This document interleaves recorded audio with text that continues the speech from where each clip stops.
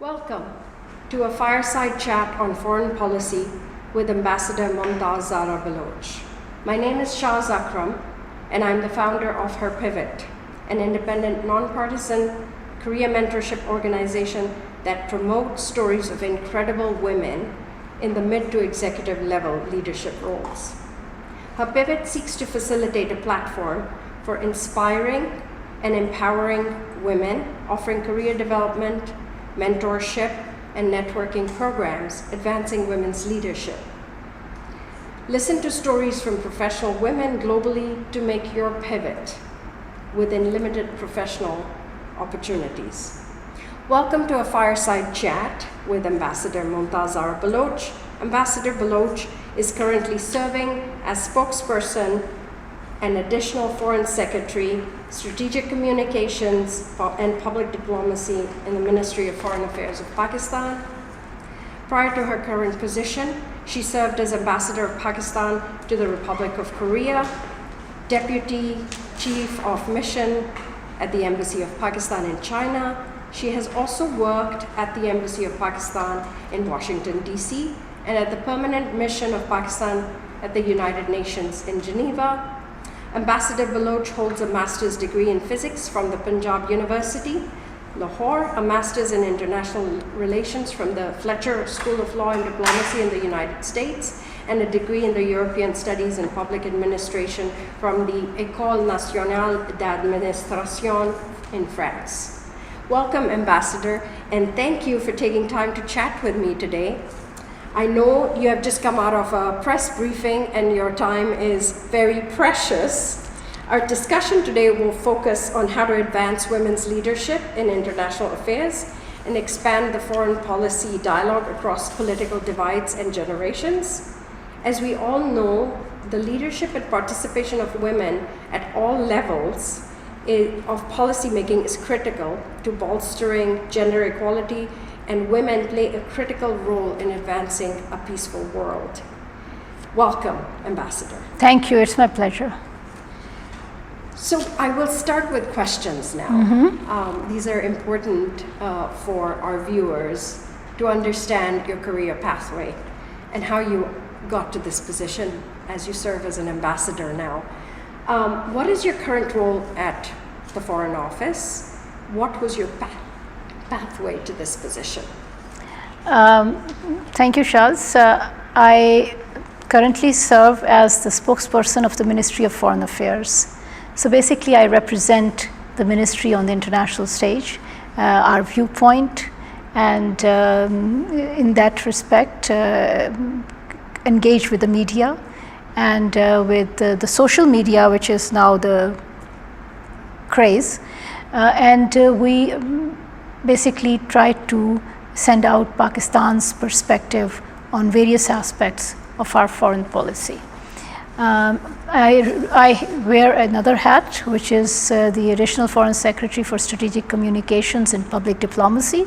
In that respect, I oversee the work of our missions in public diplomacy, how they interact with the local populations in terms of culture and people-to-people contacts, and projection of Pakistan's culture abroad, for projection of our languages. So that is all that I and my team do. Wow, that's incredible. So what unique perspectives do women bring in your field? Why is it important for women to get involved in the field of foreign policy? Well, women have some innate abilities. We are problem solvers. We are bridge builders, and we try to find solutions. And all these qualities help in peace building, in negotiations, in resolving conflict. And if any woman is interested in foreign policy arena and diplomacy, they can make a big difference. And that's why we need women, because they have this sense of empathy that is great, not just for your own institution, but also for a foreign audience, people around the world. You can empathize with them, you can understand them, you can respect them. And then when you negotiate with the foreign governments, you can find solutions in a more optimal fashion. So yes, that's why I think women can make a big difference in diplomacy. Yes, they do say that if women were allowed to solve the problems of the world, this would be a very peaceful world. But we let men muddy the waters. Well, not all of them, but still. I mean, it's been a very restricted world for men. Foreign policy field has been very restricted to men. We still don't have that many women on the table. At the table, sorry. But things are changing. That is very good to hear. Things are changing, and this used to be the situation several decades ago when women could not join the diplomatic field, whether in Pakistan or around the world. And then if they could join, they were not allowed to. So it was basically very discouraging for women to join the diplomatic field. But things are changing. Even in our ministry, we see more and more women coming and joining the foreign service. In the older generations, we had fewer women in every year in our intake. Now we are getting almost the same level of women, same number of women as men every year when we conduct our exam and women join the foreign service. At present, in the foreign ministry, we have 1/4 of our officers are women, which I think is a pretty decent number given the fact that the senior levels did not have many women. But in the younger diplomats, the ratio is much higher. Yes, as I recall, you were the only female civil superior services officer to serve in foreign service in your batch. Yes, that's true. It's pretty incredible. In fact, there were only 16 girls out of a batch of almost 180. Yes. And now I've heard that the civil services is like 50-50. 50-50, and in many the women are surpassing men, but there are even, say in some batches, there are more women than men. And I never thought I would see that happen, but that is what we need to talk about in Pakistan, the progressive society we are. Those are the kind of examples that should be highlighted globally, rather than the other issues of default and terrorism. The positivity and the role model Pakistan as a country is to other countries where women are concerned is seldom highlighted. So I'm very glad to hear that from you. Yeah, it is an achievement, but we shouldn't sit on our laurels, and we should continue to develop an environment where women can grow and progress and prosper. So there are also a lot of accommodations given to women where it comes to foreign postings and like stations with family accommodations, allowing what we really like, why I love my service and why women in foreign service really appreciate this career is that we are an equal opportunity department. We do not distinguish between men and women when we are making decisions for postings. It is only your career path, your hard work, and your talent and of course the merit, that is the criteria for choosing a particular officer for a particular position. And I would not like, personally, I would not like to be treated as a fair sex with needing some kind of special treatment, because I think I am as good as men and I can compete with them and perhaps even surpass them. And that is the view of most women who are in the foreign ministry. Excellent. I couldn't agree more with you. So you've achieved a lot in your career and your work has been incredibly impactful. I've been following you for many years now. but even the most accomplished people can struggle with imposter syndrome. Can you speak to whether you have ever experienced it, or have you worked with someone who was going through it? I know of this. This is an interesting study and concept. And I personally did not face this because I came from a family that gave us real confidence in our abilities, in our ability to follow our dreams and achieve heights. So when I arrived in an environment which was very competitive, I did not feel that kind of syndrome. I have achieved success, but I think I have a feeling that I did it on my merit, because of my hard work and because of my own abilities. But you're absolutely right. This is a phenomenon that is out there, and I have seen it happen, especially among women, but not just women. People who come from rural backgrounds, from some difficult circumstances, they do have that kind of syndrome. And I do not have data to prove, but I have seen some cases where this has happened.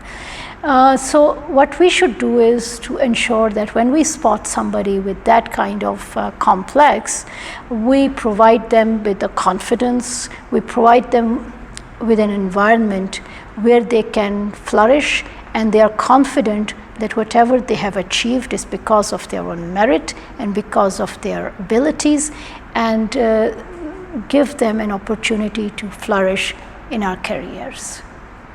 Yeah, I mean the mentorship and the spotting of someone suffering with that, the support system women give each other is key to sort of resolving this syndrome issue. It's very common in the United States, it's common globally. I have seen several women go through this, and it kind of, it can be, there are a lot of mental issues that arise from this also. Like mental health is very important for women to succeed, not only in households, but in their careers, in their jobs, being mothers, being wives, being daughters. It's just so many points where they connect, and it's important that they get the due help they need. So I'm glad you pointed that out. That is critical. So how do you stay up to date with the latest developments and trends in your field? Foreign policy is constantly evolving, changing. Yes, Things are exactly. happening constantly. Exactly, and that's why it is always race against time. It is important that we follow all the developments, not just with respect to Pakistan's foreign policy, in all areas of Pakistan's foreign policy, our relations with countries across the world, international developments taking place at the United Nations, Pakistan's role in it, and then of course the developments of war and peace, of development, of climate change, terrorism, arms control. All these fields are evolving. There are developments every day, and the best way is to read up on that and to talk to people who know about this stuff and learn from them. And you can never ever be fully conversant with every aspect of your job, but you should again have a good team that supports you in fulfilling that responsibility and providing you with that information that is essential in fulfilling your job. Timely information shared. What inspires you to work in this industry? I joined this service because I wanted to work in a field where I could contribute to peace, and I could understand other people's culture and their challenges. And I think this has been something that has inspired me throughout my career, And that is why I love my job, because it gives me an opportunity to contribute to Pakistan's foreign policy. Representing Pakistan at the international stage is a great honor for me, and for any diplomat. That is something that really is very humbling, but that is very motivating as well. And then your ability or your contribution in furthering Pakistan's interests abroad and developing relations with other countries and contributing to the debate at the United Nations, international organizations, that is very, very satisfying. So that inspires me and the rest of the world, the rest of the diplomatic community. And as a public servant, you strive to serve your community, which is your country, basically. You're representing your country at the world stage. That is essential, because you cannot represent your country without understanding your own country. And that is why it is important for any diplomat to understand their country first, the challenges that we face, the will of the people, the thinking that Pakistanis have about various international challenges and national challenges.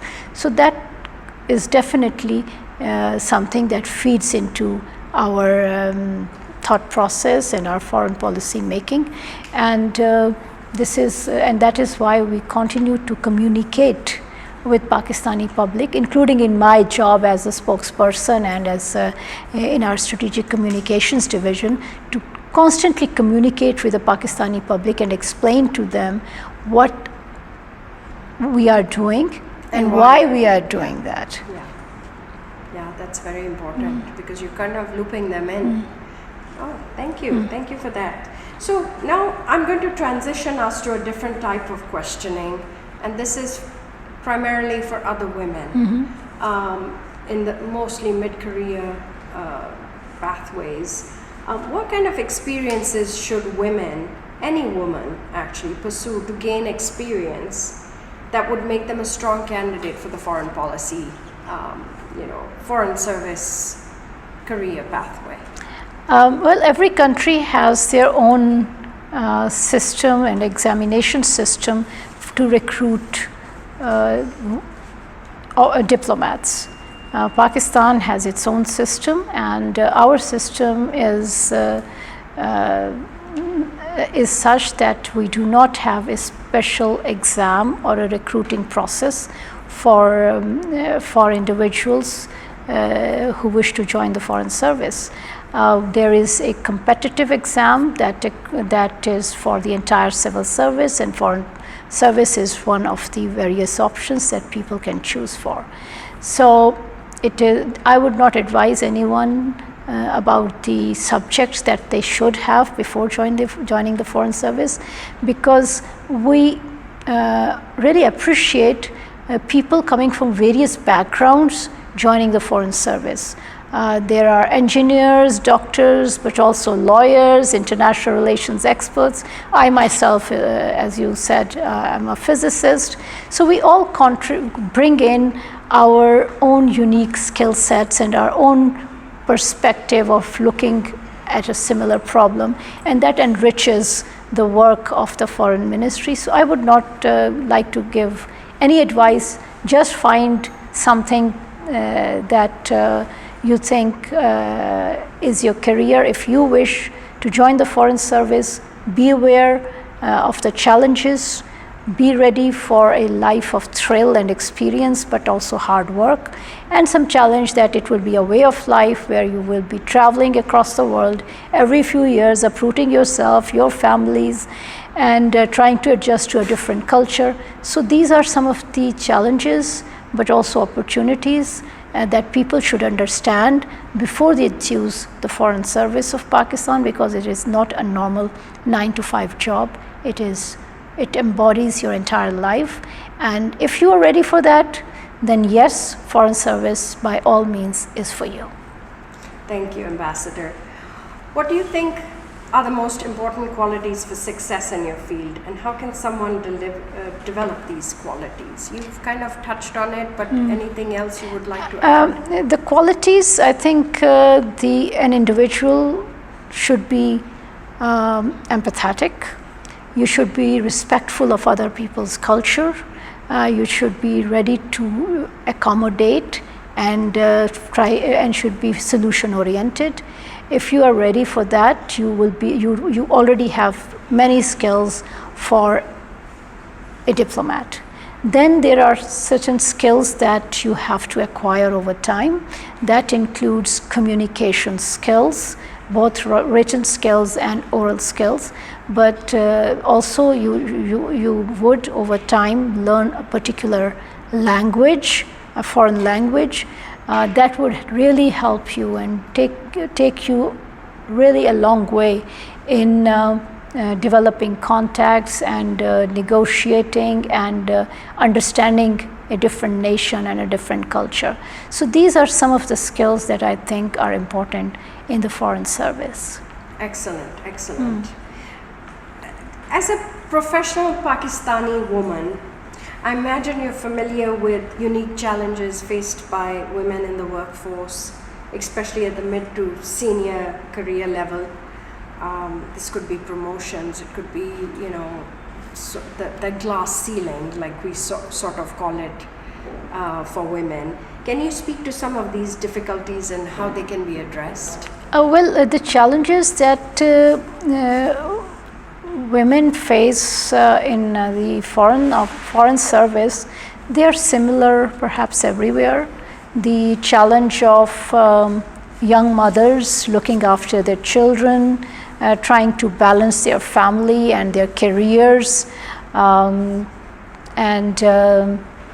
the challenge of uprooting themselves every few years from their home and traveling abroad and living in a different culture. But at the same time, there are challenges that are very similar that men and women face in a diplomatic career. The impact that it has on your family life, the impact that it has on your children in terms of this constant change, but also in their education careers. These are some of the challenges that are out there, and but at the same time, there are so many other opportunities. Just the exposure that you and your children have to a different culture, that is very unique and enriching. If that is your approach, that you are enriching yourself with this exposure to different cultures and different civilizations, then it can be a very exciting career. Thank you so much, Ambassador. Given your experience and perspective, do you think that the diplomatic world is conducive to the advancement of women? You've touched on this for Pakistan, there's a lot of advancement, but globally, you interact with a lot of countries, a lot of diplomats. Do you see a lot of women diplomats in the mix? Yes, that's actually a fact. Now women are increasingly joining the diplomatic services. There are women in international organizations at very senior positions. You would see many foreign ministers and many ambassadors. And this is something which is very recent. Some decades ago, there were not many women who would join the foreign service, not just in Pakistan, but everywhere. They were actually discouraged from joining the foreign service. Initially, women were not even allowed to join the foreign service. Then there were restrictions on women to get married while serving, but we have come a long way. Now women are everywhere. They are assuming their rightful place in the world of diplomacy, and we see with the kind of new recruitments that are taking place, with the number of women that are joining the foreign service, you will soon see most women and less men if this trend continues. G7 is still dominated by men. When you see that on stage, you see one woman out of 7.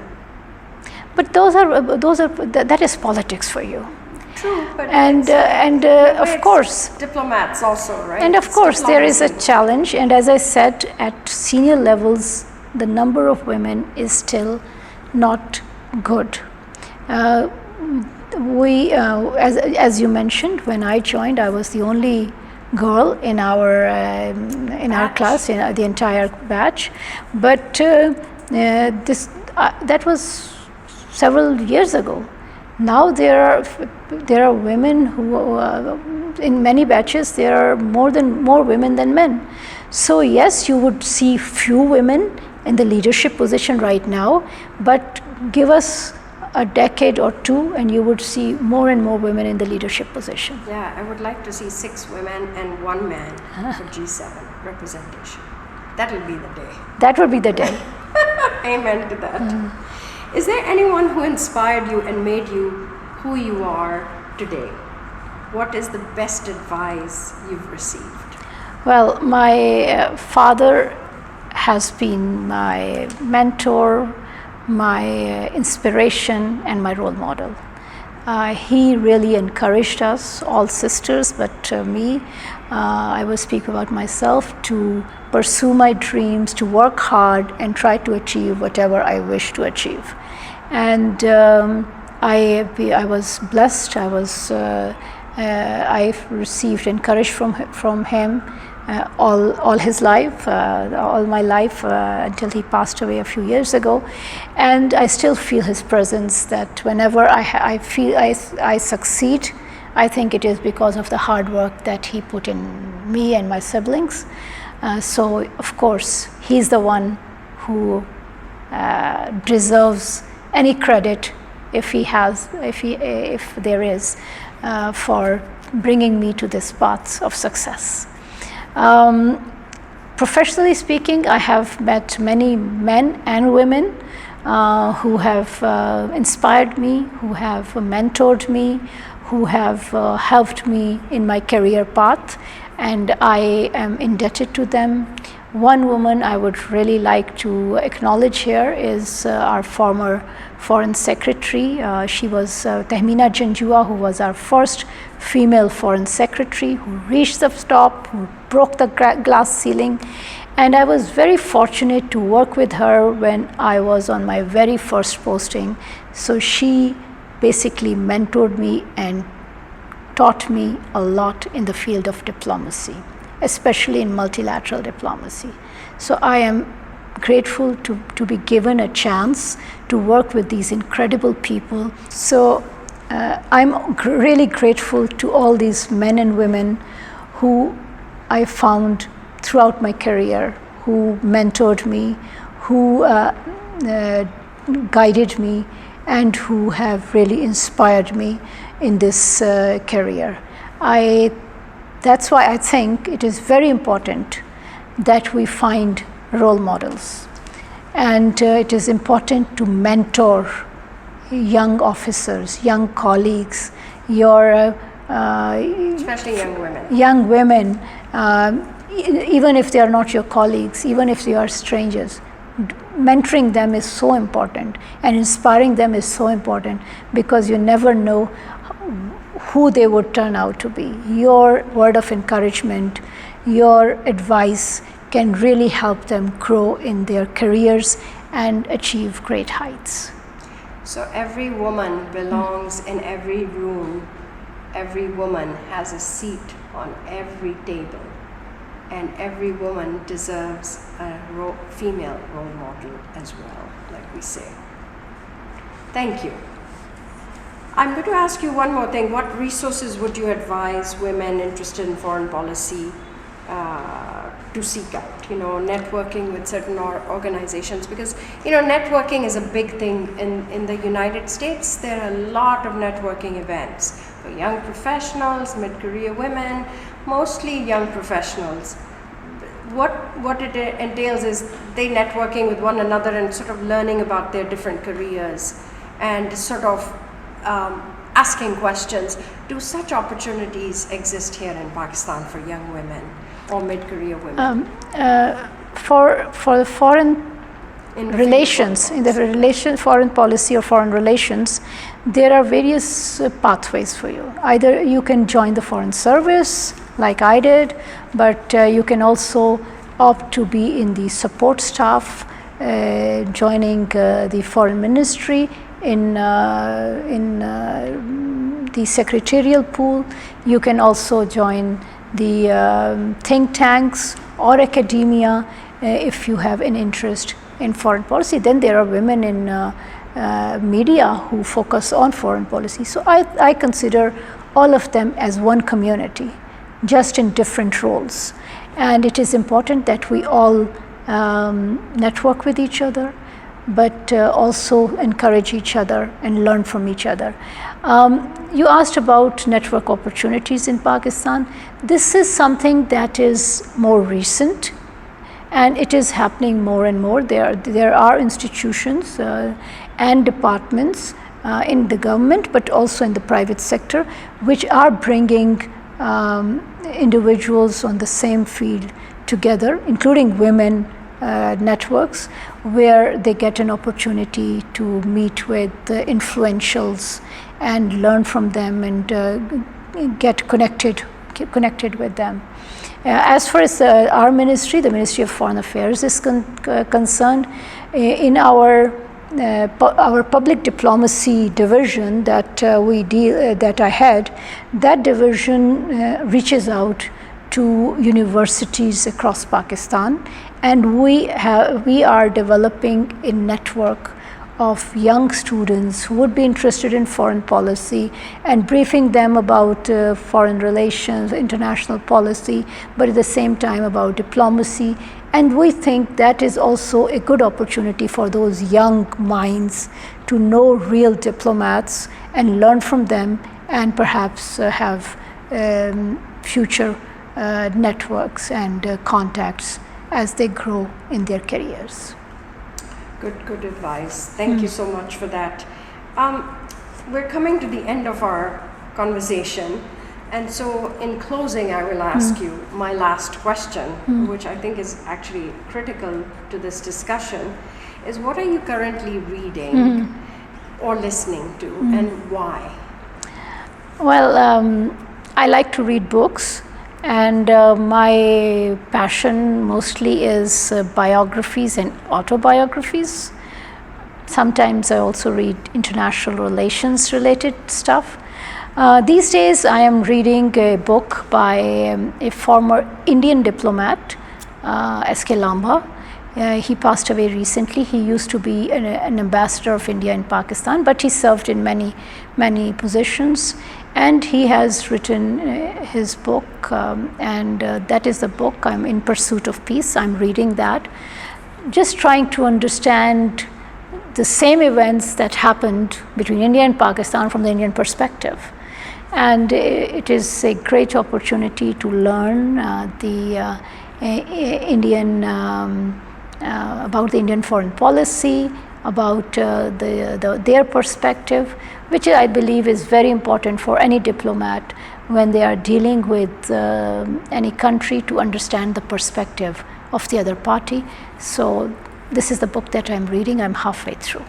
And it's important. Autobiographies tell you a lot about a person's mind and thinking and actions, especially from a diplomat's perspective, can be very useful for other diplomats.